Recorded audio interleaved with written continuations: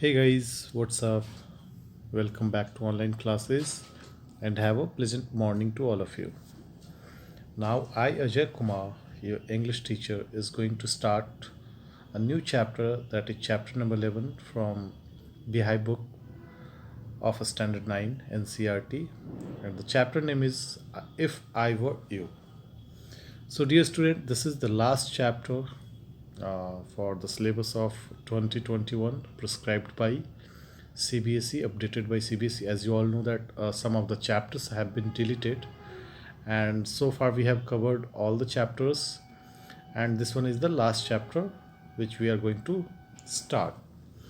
So without doing further late, we'll start. If I Were You. The name suggests that the story is about two persons. One is the narrator and one some other guy is there. अब कौन है वो व्यक्ति, उसके बारे में हम पढ़ेंगे. बेसिकली एक्चुअली ये एक प्ले है, एक नाटक है जिसमें दो पात्र हैं, दो कैरेक्टर है, प्रोटागोनिस्ट टिकन से, और दोनों के बीच में कन्वर्सेशन जो होता है उसके बारे में है. So here you can see, before you read, Gerard lives alone in a lonely cottage. An intruder who is a criminal enters his cottage. He intends to murder Gerard and take on his identity. Does he succeed? तो हम लोग इस chapter को शुरू करने के पहले थोड़ा सा एक कुछ आपको क्लू दे देते हैं, जिसमें कि दो व्यक्ति, एक का गिरार्ड नाम है और एक इंट्रूडर है. इंट्रूडर का मतलब होता है घुसपैठिया. इंट्रूडर मीन्स घुसपैठ करने वाला व्यक्ति, जो आपके बिना परमिशन के आपके घर में घुस जाता है, उसको हम लोग इंट्रूडर बोलते हैं. So let's begin. Okay, now you can also see here there is simple task given, or the following words and phrases occurs in the play. Do you know their meanings? Match them with the meaning given to find out. Right? तो कुछ यहाँ पे आपको box में phrases दिए हुए हैं और वर्ड मीनिंग उनका आपको ढूंढना है और फिर आपको उसको मैच करना है. आई हेल्प यू लाइक कुछ में मैं हेल्प कर देता हूँ, and I leave it as a task for you people. आप लोग इसको कुछ को कर लेंगे खुद से. I know you can do it. Like I give you that one is wise guy. तो इसका होगा आपका American English, an informal way to saying that one is being too clever. इसका ये हो गया, राइट. फिर उसके बाद आपका डॉज्ड है. डॉज्ड का मतलब होता है अवॉइड. किसी चीज़ को आप डॉज्ड करते हो, दैट मीन्स अवॉइड करते हो. डैंडी बस फैशनेबल व्हीकल हो गया आपका. और भी मैं बता दे रहा हूँ. Sunday school teacher, Christian religious teacher हो. तो ये सारे हैं, बाकी आप लोग देख लेंगे. मेलो ड्रामेटिक है, काउंट ऑन है, इंगेज्ड है, टू बी स्मार्ट है. तो ये सारे आप कर सकते हैं. एक और मैं बता देता हूँ. ट्रेड्स पीपल जो है मर्चेंट को कहा जाता है. जो मर्चेंट होता है व्यापारी होता है, राइट. बाकी आप लोग कर लेंगे, I believe. And let's begin. So the lesson and explanation I will do line by line, as you all know that in previous video I have done it. So let's begin. Scene जो start होता है वो एक small cottage से start होता है. A small cottage interior. There is a entrance back right which may be curtained. Another door to the left must be practical door. The furniture is simple, consisting of a small table, towards the left a chair or two, and a divan, rather upstage on the right. On the table is a telephone. When the curtain rises, Gerard is standing by the table making a phone call. He is of medium height and wearing horn-rimmed glasses. He is dressed in a lounge suit and a great coat His voice is cultured, right? So now let me explain this red line. So the play is set in a small cottage. ये जो नाटक है, ये play जो है, एक small cottage के ऊपर इसका सेट तैयार किया गया है. और इसमें the room has a entrance on the right side. उस प्ले में जो रूम है उसका एंट्रेंस राइट साइड पे है और वो उस पर कर्टेन लगा हुआ, पर्दा लगा हुआ है. There is another door to the left side of the room which is in use. और उसके लेफ्ट साइड में एक और रूम है जिसका मतलब यूज हो रहा है, वो रूम यूज हो रहा है. The room has simple furniture, a small table to the left. जैसे रूम में सिंपल फर्नीचर वगैरह होते हैं, टेबल वगैरह होते हैं, तो वैसे ही उसमें एक छोटा सा टेबल है लेफ़्ट साइड पे रखा हुआ, और एक या दो चेयर भी है उस पर रखा हुआ है, और एक स्मॉल बेड है to the right side of the room. दीवान जो है वो बेड है. On the table a telephone is kept. Table के ऊपर एक टेलीफोन रखा हुआ है. As the curtain on the stage is rolled up. और जैसे ही कर्टन रोल अप किया जाता है, उठता है पर्दा स्टेज से, गिरार्ड जो है is found standing by the table. तो गिरार्ड जो है टेबल के पास में खड़ा होता है और मेकिंग अ फ़ोन कॉल, एक फ़ोन कॉल मिला रहा होता है वो. और उसकी जो हाइट है वो मीडियम हाइट है, शॉर्ट मतलब बहुत ज़्यादा लंबा चौड़ा नहीं है, बट मीडियम हाइट है. और एक स्पेक्टिकल्स उसने पहन रखा है that are in the shape of horns. और उसका जो शेप है वो बिल्कुल हॉर्न्स जैसा होता है, जैसे सींग कैसे निकला होता है वैसा होता है उसका जो मतलब शेप है. Is being talked about the shape. Is bearing a lounge suit. और उसने लाउंज सूट भी पहन रखा है, साथ में ग्रेट कोट उसने डाल रखा. और उसका जो वॉइस है, his voice indicates that he is cultured and well educated. जो जब वो फ़ोन पे बात कर रहा है तो एक सभ्य इंसान की तरह साउंड कर रहा है. So this is what the red line explanation done. Now let me explain next. Gerard. Now Gerard is talking over the telephone. He's speaking his own dialogue. वो अपने dialogue को बोल रहा है. Will tell him to the phone up directly. I must know. Yes, I expect. I'll still be here, but you must not count on that. I'm about 10 minutes time. Righto. Goodbye. He puts down the phone and goes to the divan on the left where there is a traveling bag and start packing. Whilst he is thus engaged, another man similar in build to Gerard enters from the right silently, revolver in hand, his flashily dressed in an overcoat and a soft hat. He bumps accidentally against the table, and at the sound, Gerard turns quickly. Now let me explain.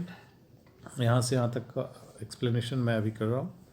So these lines you can see कि गिरार्ड जो है phone के ऊपर बात कर रहा है और वो बोल रहा होता है किसी व्यक्ति को कि that person should call him up directly. उस व्यक्ति को बोलिए कि वो मेरे से डायरेक्टली बात करे. साथ में वो ये भी ऐड करता है that he would reach in 10 minutes. वो 10 मिनट के अंदर में पहुंच जाएगा. और उसके बाद उसको गुड बाय बोलता है और फ़ोन का रिसीवर जो है फ़ोन के ऊपर रख देता है. Then he goes back to divan. दीवान के पास जाता है और वहाँ पे बैग रखा होता है, उसमें कुछ ट्रेवलिंग बैग है, तो अपना कुछ सामान पैक कर रहा है. Is packing the stuff in the travelling bag. और while he is busy packing, वो जब वो सामान पैक करने में बिजी होता है उसी टाइम जो है उसी वक्त another man who is similar to Gerard enters the room silently. उसी के जैसा कदकाठी का व्यक्ति जो है, गेरार्ड के कदकाठी का व्यक्ति उसके रूम में बिल्कुल शांत मतलब वातावरण में एंटर करता है, शांति से एंटर करता है राइट साइड से. उसके हाथ में एक गन भी है. His has a gun in one hand. और उसने ब्राइट कलर ड्रेस, एक ओवरकोट और सॉफ्ट हैट डाल रखा है. And he bumps into the table and Gerard turns. वो एक्चुअली उसका जो थोड़ा सा टक्कर हो जाता है वो टेबल से, तो उससे जो साउंड होता है उस साउंड को सुन के गिरार्ड जो है टर्न करता है, वो मुड़ता है.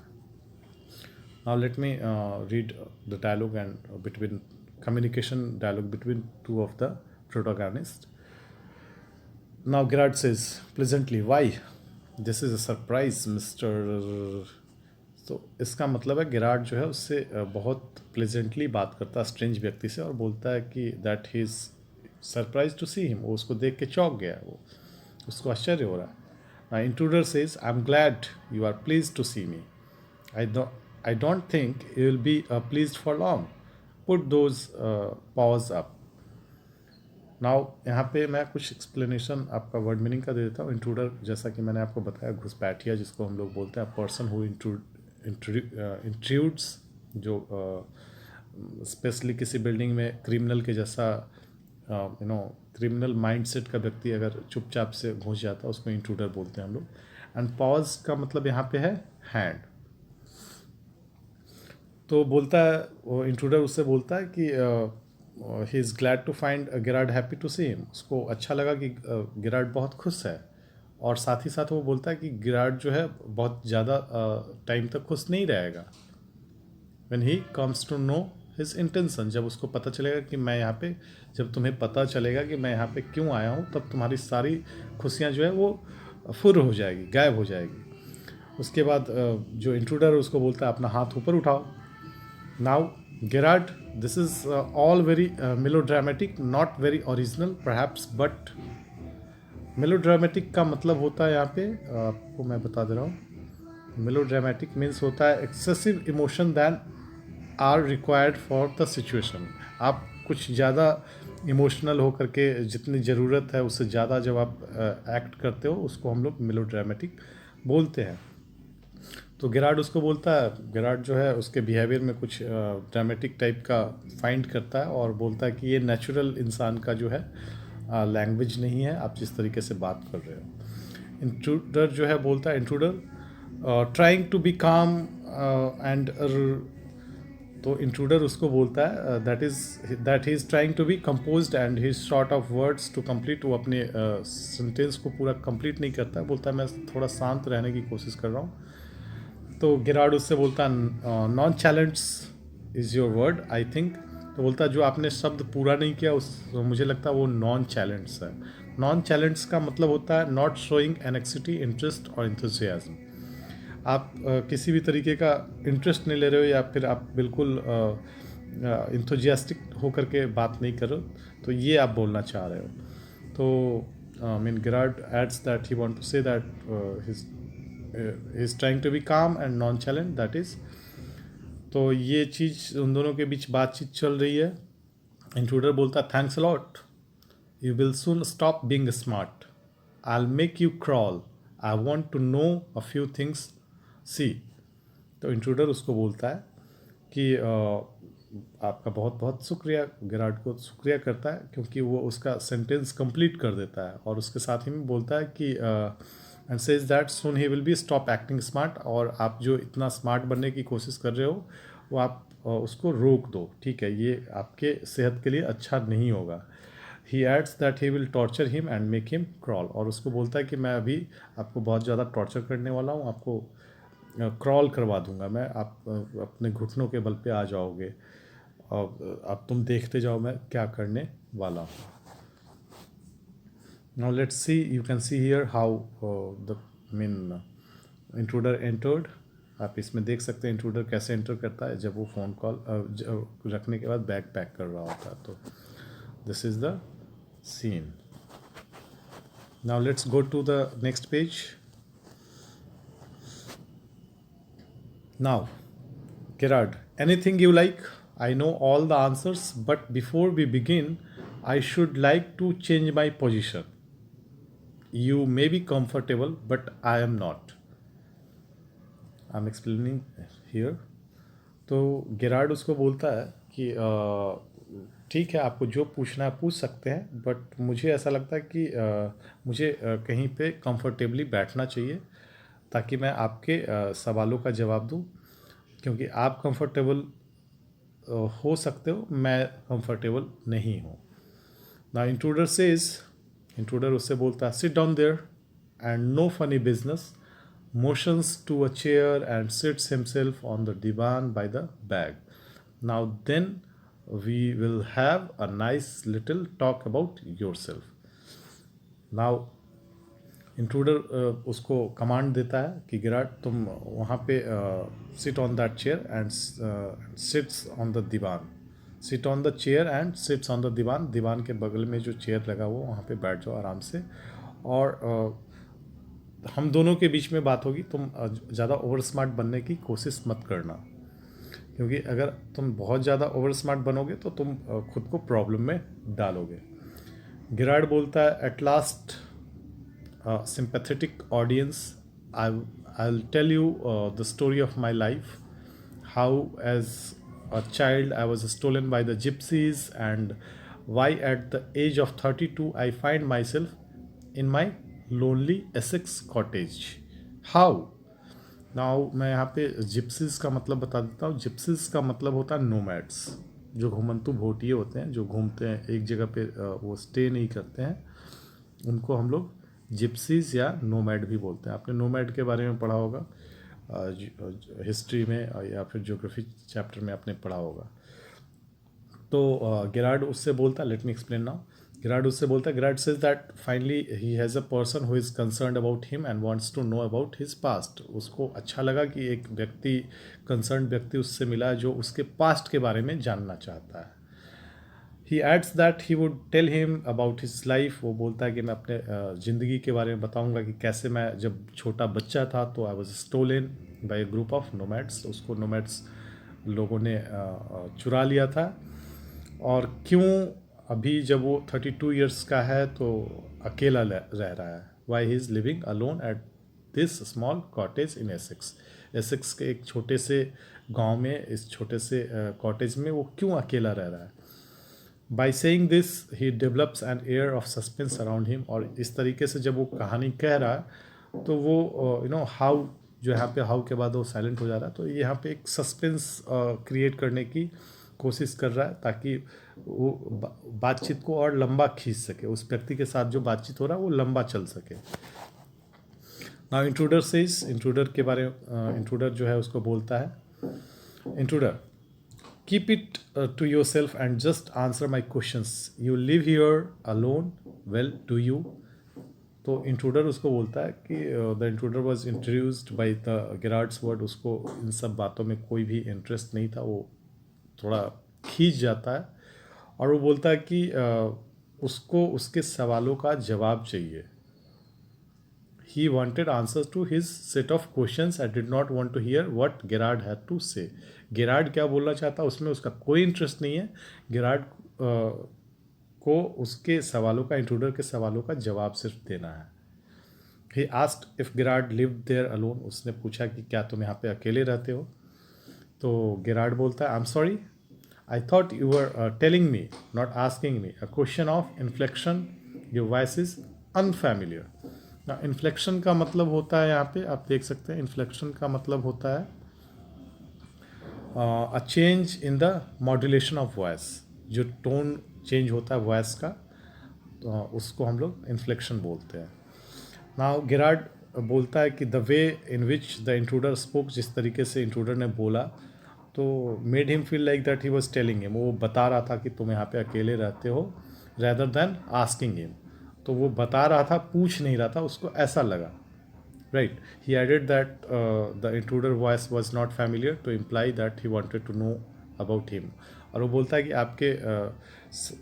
आपने जो भी कुछ बोला उससे मुझे ऐसा लगा नहीं कि आप मेरे से क्वेश्चन पूछ रहे हो, मुझे ऐसा लगा कि आप मुझे बता रहे हो. Now intruder with emphasize, do you live here alone. अब इंट्रूडर थोड़ा उस और जोर दे करके उससे पूछता है, क्या तुम यहाँ पे अकेले रहते हो. गेरार्ड बोलता है, and if I don't answer. तो गेरार्ड बोलता है, अगर मैं उत्तर इसका ना दूँ तो इंट्रूडर बोलता है, intruder you have got enough sense not to want to get hurt. तो इंट्रूडर उसको बोलता है कि उसको वार्न करता है, एक्चुअली धमकी देता है कि अगर उसने ऐसा नहीं किया तो उसको मालूम है उसके साथ क्या हो सकता है, और वो खुद को हर्ट नहीं करना चाहता है. Then he should obey his orders. तो इसलिए उसको उसका ऑर्डर मानना चाहिए. So dear student, now we have read 2.5 pages, and this video will continue in the next part of the video. This chapter will continue in the next part of the video. We have completed till this line. Okay, we have completed till this line. Now this video will continue in the this chapter will continue in the next part of the video. So stay tuned with the channel and do like and subscribe the video and channel. We'll meet in next part of the video. Till then, bye, take care and have a nice day. Thank you everyone.